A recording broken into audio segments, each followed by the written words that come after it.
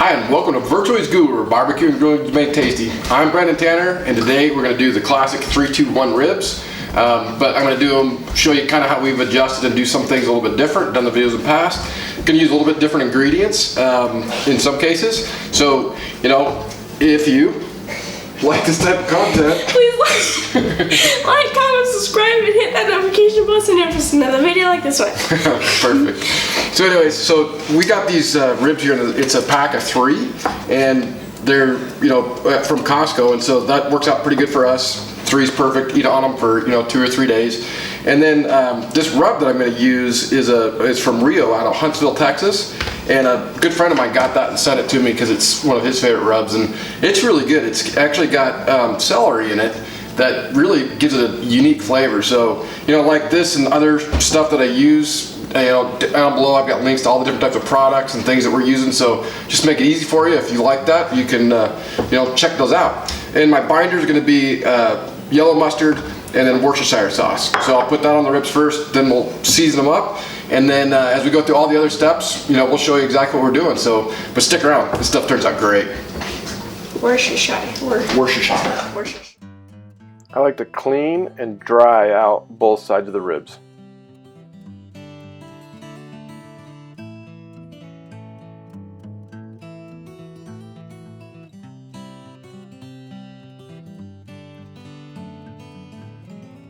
Apply the mustard and Worcestershire.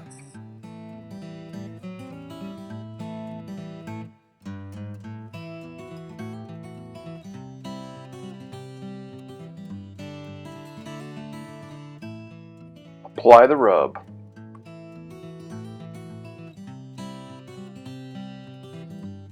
Alright, so we're good and rubbed up.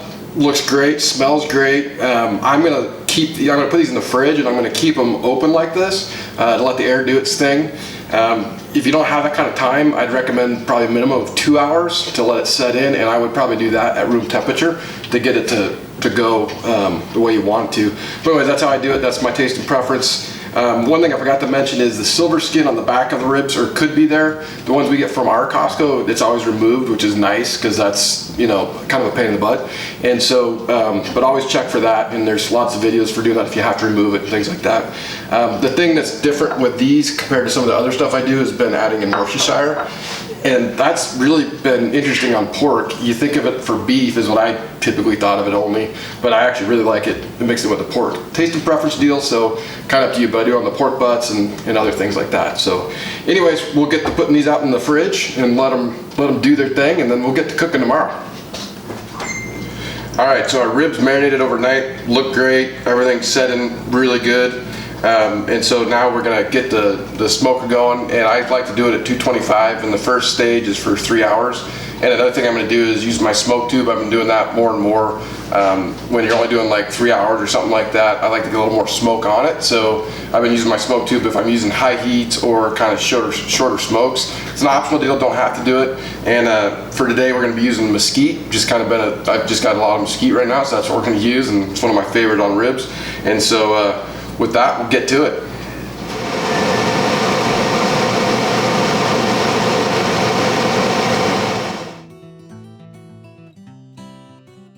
Just doing a little bit of touch up on spots that I may have knocked some stuff off.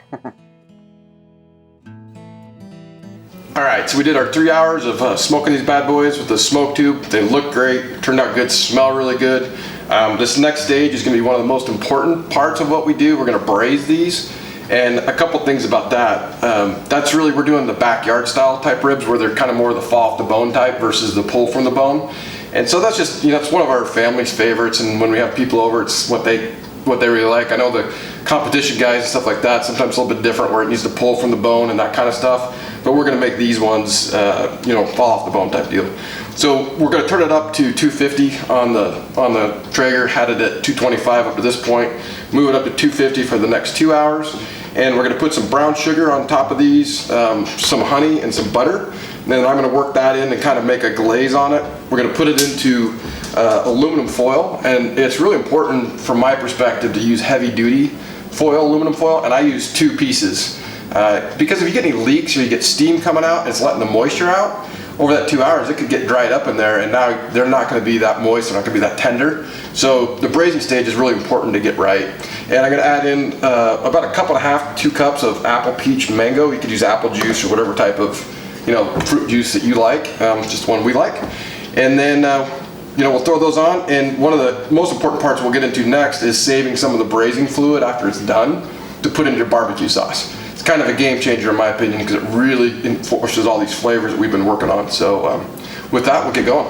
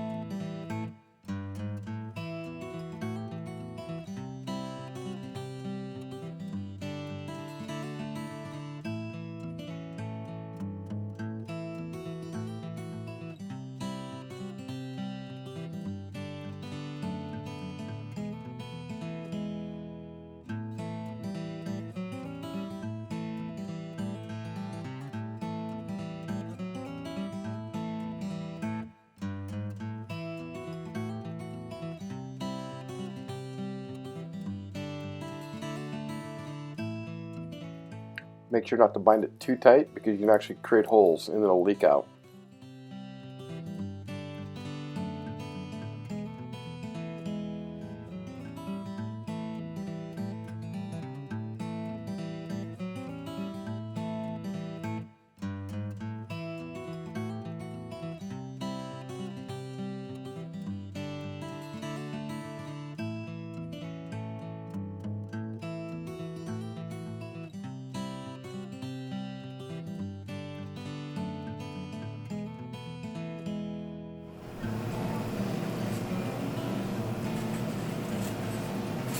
Alright, so the braising went really good.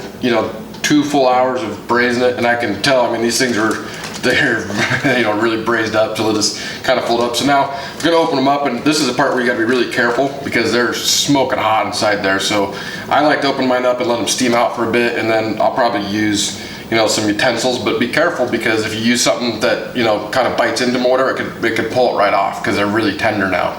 But we're going to take that out, and then like I said, make sure to reserve some of the drippings. And so what I'm going to do is once I open it up and pull it out, I'm actually going to take some of the drippings and put it in my barbecue sauce, mix that up, and then put that back on top of them. And then that'll also become our barbecue sauce for later for people that want to add on more barbecue sauce if they want or not. But all that stuff that we've done to this, all that braising fluid is going to have that flavor, and so it adds to your barbecue sauce, and it just makes a huge difference.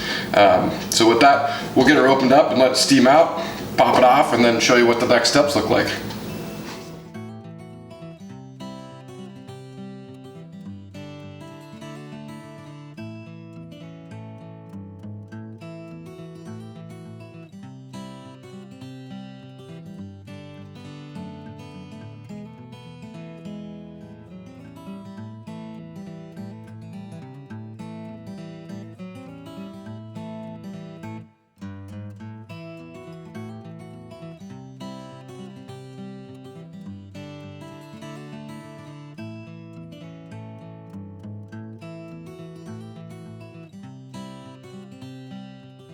I like to dust mine with a little bit of the rub after I put on the sauce.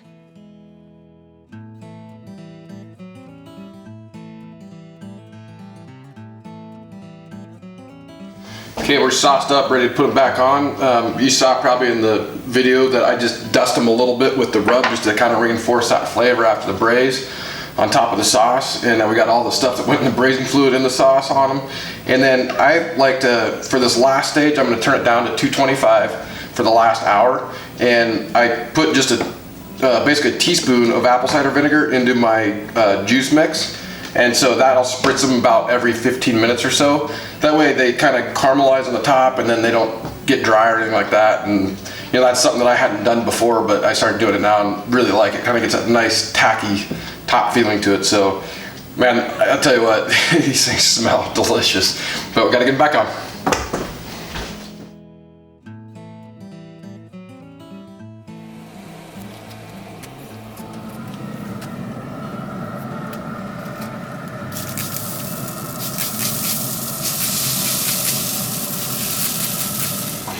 Okay, so we had these on for our last hour, and as you saw, I spritzed them with the apple juice concoction deal, and man, they smell good, look good.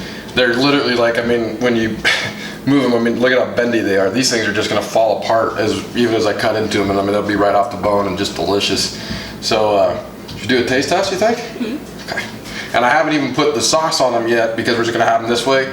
But obviously, you know, I put some on before, and then if you like more sauce, you can do that. It does add to the flavor. Let me see. You want me to get you two? Yeah. Or you just want this end piece? I don't like the ends. Okay, so I'll do the end then. Okay. But yeah, I mean, it just comes right off. You want this piece? Yes, please. There's your bone. Thanks, Dad. Yeah.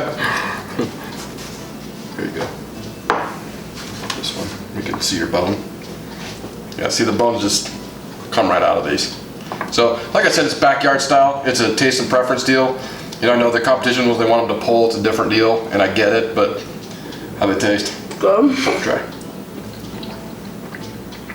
Dude, moist, tender, flavorful. These are to die for.